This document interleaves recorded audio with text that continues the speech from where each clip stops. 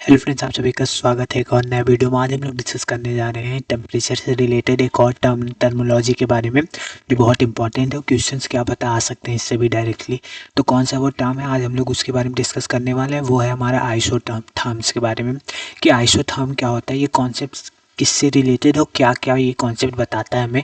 Isotherms के बारे में आज हम लोग इस वीडियो में समझने वाले हैं, ठीक है।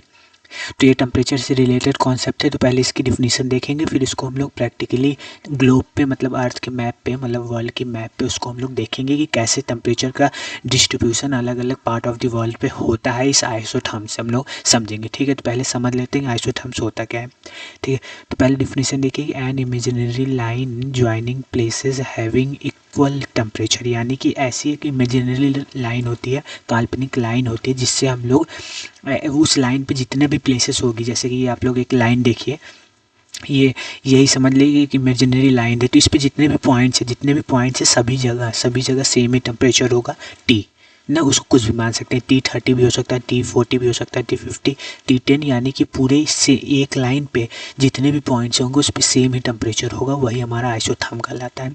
तो आइसोथर्म क्या है कि आइसोथर्म्स क्या है, एक इमेजिनरी लाइन है जो जितने उस पे पॉइंट्स हैं वो सभी उस पॉइंट्स पे सेम टेम्परेचर ही शो करता है, उसी को हम लोग आइसोथर्म्स कहते हैं। अब इसका ज़रूरत क्यों पड़ा, चलिए आइसोथर्म्स समझ में आ गया कि एक इमेजिनरी लाइन है जिस पे जितने भी पॉइंट्स हैं उसका टेम्परेचर इक्वल है। लेकिन ज़रूरत क्यों पड़ा, उसकी बहुत बड़ी बात आती है। तो ज़रूरत इसके लिए पड़ा है क्योंकि हमें different part of the world पे टेम्परेचर को समझना था कि कहाँ पे कैसे कैसे टेम्परेचर चेंज हो रहा था। तो उससे इस इमेजिनरी लाइन से हम लोग को समझ में आता है कि पोल की तरफ आने पे, इक्वेटर से पोल की तरफ जाने पे कहाँ कहाँ टेम्परेचर किस किस तरह डिस्ट्रीब्यूट होता है। इस लाइन से भी हम लोग समझ सकते हैं, इसीलिए ये आइसोथर्म का कॉन्सेप्ट आया। इसका जनरल कैरेक्टरिस्टिक हम लोग कुछ जान लेते हैं, कुछ इसकी विशेषताएं हैं उसको समझ लेते हैं। तो चलिए समझते हैं एक एक करके, फिर इसको हम लोग फिगर के थ्रू वर्ल्ड की मैप पे दर्शा के समझेंगे आइसोथर्म्स होता क्या है रियली, ठीक है। तो जो कैरेक्टरिस्टिक है वो हम लोग समझ लेते हैं। पहला है हमारा जनरली फॉलो द पैरेलल, यानी कि ये जो आइसोटर्म होता है ना, कहीं आपको जनरली मतलब ज़्यादातर सरफेस पे मतलब सीधे ये इमेजिनरी लाइन दिखेगी, यानी कि सभी प्लेस पे टेम्परेचर सेम ही होगा, ठीक है। ज़्यादातर ऐसा ही होगा। ये आइसोथर्म्स की जो लाइन होगी वो ज़्यादातर आपको पैरेलल ही दिखेंगी। किसके पैरेलल दिखेंगे, जैसे कि हम लोग जानते हैं ग्लोब पे लैटीट्यूड्स पाया जाता है, तो उसी लैटीट्यूड्स की पैरेलल दिखेंगी ज़्यादातर ये इमेजिनरी लाइन, जिसको हम लोग आइसोथर्म्स कहते हैं, ठीक है। तो isotherms have close correspondence with the latitude parallel, यानी कि वही मैं आपको बताया कि जो अर्थ पे लैटीट्यूड से उसके पैरेलल ही ज़्यादातर इमेजिनरी लाइन होती हैं, आइसोथर्म्स की लाइन होती हैं। Mainly because the same amount of insolation is receive by all the point located on the same latitude. यानी कि ऐसा क्यों होता है, तो आइसोथर्म्स अगर कोई पूछेगा कि जनरली आइसोथर्म्स की जो लाइन है वो पैरेलल होती है लैटीट्यूड के, तो जनरली तो ऐसा ही होता है। क्यों होता है, क्योंकि एक लैटीट्यूड पे जैसे हम लोग 30 डिग्री लैटीट्यूड लेते हैं तो उस पर जितना भी मतलब सन का इंसुलेशन पड़ता है सभी पॉइंट पे सेम ही पड़ता है, इसीलिए वहाँ टेम्परेचर भी सेम ही होगा। इसीलिए ज़्यादातर इमेजिनरी लाइन जो है आइसोथर्म्स की वो लैटीट्यूड्स के पैरेलल ही रहती हैं। लैटीट्यूड्स के पैरेलल रहेंगी यानी कि सेम सीधी लाइन पे रहेंगी। तो सीधी लाइन पे पाए जाने वाले पॉइंट्स हमारे क्या कहलाते हैं, आइसोथर्म्स कहलाते हैं, ठीक है।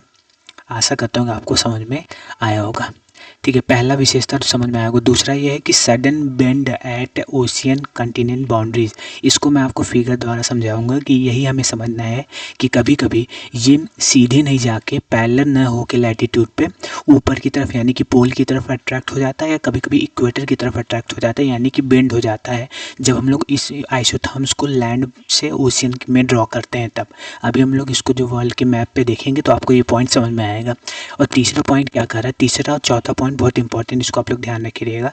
बोल रहा है कि जैसे narrow spacing between isotherms indicate rapid change in temperature, इसको आपको याद रखना होगा क्योंकि थोड़ा समझना है इसका कॉन्सेप्चुअली बहुत थोड़ा सा वो होना है, समझने के लिए काफ़ी वो चाहिए। तो हम इस क्या ही करके समझ के करेंगे, इसको केवल आपको याद करना है कि अगर दो आइसोथर्म्स की लाइन होगी, जैसे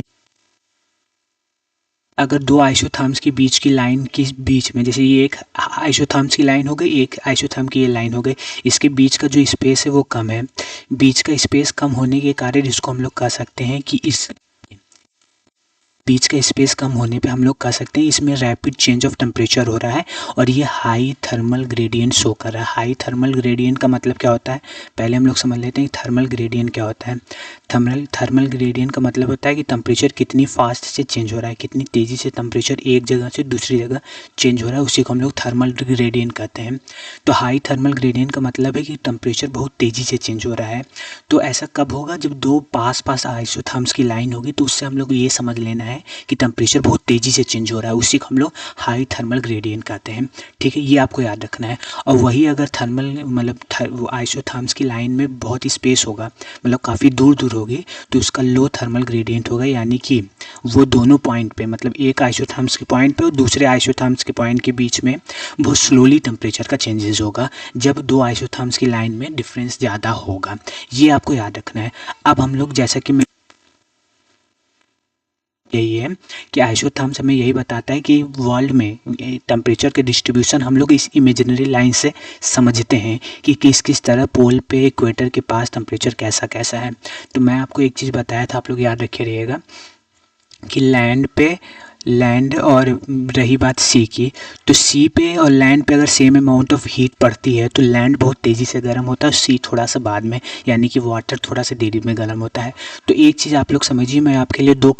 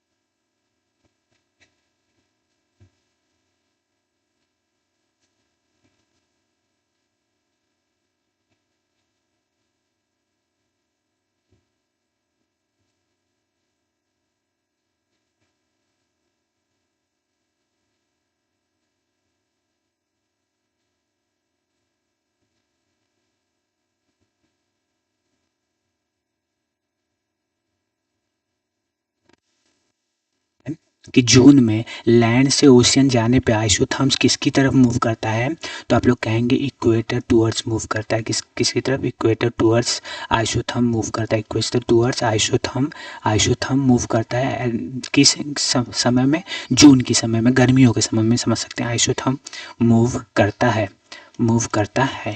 तो इससे ये पता चलता है कि मतलब कैसे कैसे डिस्ट्रीब्यूशन गर्मी होता है। यहाँ टेम्परेचर 30 डिग्री होगा, तो अगर उतना ही टेम्परेचर अगर हमें वाटर में लेना है तो हमें इक्वेटर की तरफ आना होगा। इससे आपको पता चलता है कि कैसे मतलब डिस्ट्रीब्यूट होता है टेम्परेचर, कैसे डिस्ट्रीब्यूट होता है। हमारे जनवरी का क्वेश्चन होगा, हम लोग जनवरी में, क्या आप लोग जानते हैं कि जनवरी में मौसम ठंडा होता है, तो जैसे जैसे हम लोग इक्वेटर की तरफ, इक्वेटर से दूर जाएंगे तो टेम्परेचर कम होगा। तो ये लैंड का आइसोथर्म हम लोग ये समझते हैं, यहाँ समझते हैं कि टेम्परेचर 5 डिग्री है, अगर इतना समझते हैं, क्योंकि हम लोग पोल की तरफ मूव कर रहे हैं तो पोल की तरफ टेम्परेचर कम होता है। तो लैंड जितनी जल्दी ठंडा होता है उसके कंपेरिजन में सी थोड़ा सा लेट ठंडा होता है। तो अगर लैंड सी को इतनी लैंड के बराबर टेम्परेचर लाने के लिए हमें और ठंडा, इसको मतलब ठंडा एटमॉस्फेयर में रखना होगा, तो सी के में जब हम लोग ठंडियों के समय में जाएंगे तब हमारा जो आइसोथर्म वाटर में है, ओशियन में है, उसको इस लैंड के बराबरी के लिए हमें पोल की तरफ जाना होगा, क्योंकि पोल की तरफ जाएंगे तो और टेम्परेचर कम मिलेगा उसको, ओशियन को, तो वो लैंड के बराबर गर्म हो पाएगा। तो यही अगर जनवरी में लैंड से ओशियन जाने पे आइसोथर्म किसकी तरफ मूव करता है, तो आइसोथर्म का मूवमेंट होता है पोल टूवर्ड्स, पोल के तरफ आइसोथर्म्स का मूव होता है।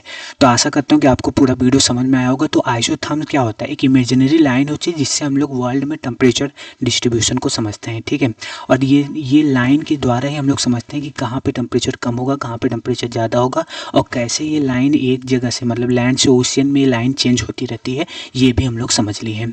तो आइसोथर्मस एक नॉर्मल सा यही डिफिनीसन है उसकी कि एक इमेजिनरी लाइन होती है, उस लाइन पे जितने भी पॉइंट्स हैं उसका टेम्परेचर सेम होता है, और उससे हम लोग temperature distribution of the world को देखते हैं, जो एनसीईआरटी में भी मैं आपके कम्युनिटी पे पोस्ट कर दूंगा। एनसीईआरटी में भी फिगर दिया है, अगर उसको डायरेक्ट समझेंगे तो समझे नहीं रहेंगे आइसोथर्म्स, तो बिल्कुल नहीं समझ में आएगा। लेकिन मैं आपको बता दिया हूँ, तो अब जब फिगर आप लोग देखेंगे तो कंफर्म समझ में आएगा। मैं कम्युनिटी पे पोस्ट कर दूंगा उसको।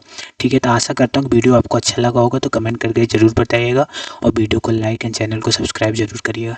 धन्यवाद।